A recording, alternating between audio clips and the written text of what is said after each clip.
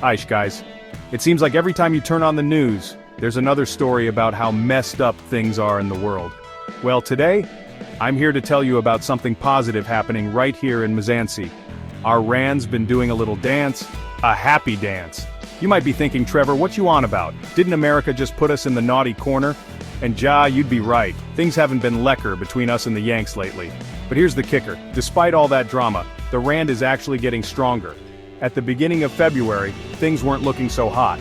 The Rand was trading at around 19 Rand to the US dollar and 19 Rand 40 to the euro. But hold on to your hats, folks. Because as of today, February 12, 2025, the Rand is flexing its muscles at below 18 Rand 50 to the dollar and 19 Rand to the euro. That's a serious glow up.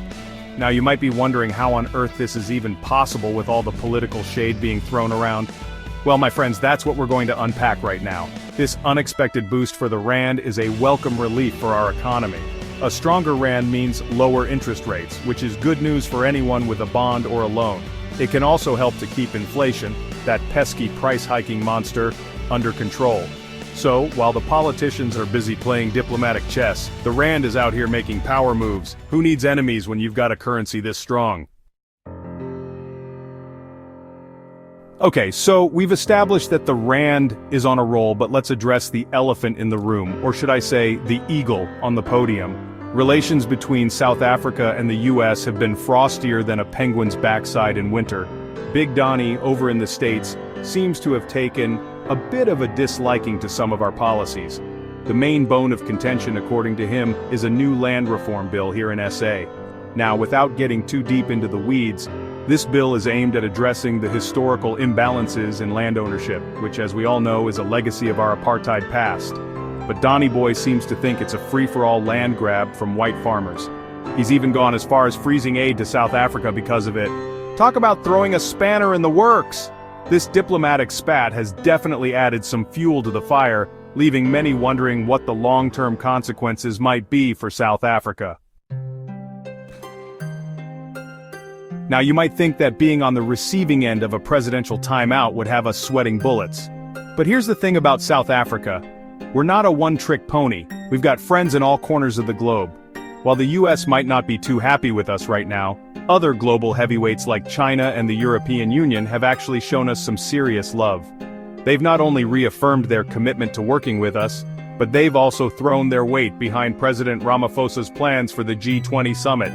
This kind of international support is like gold, especially when you've got someone like Donnie throwing his weight around.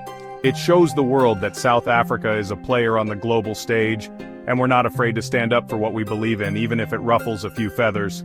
And it's not just about economics, Brew. South Africa's been making waves with our stance on international issues like the whole Israel-Palestine saga. Our decision to support Palestine at the International Court of Justice might not have gone down well in Washington, but it's earned us some serious street cred with other nations. This growing support on the international scene is like a vote of confidence in South Africa, and it's definitely playing a role in the Rand's surprising strength.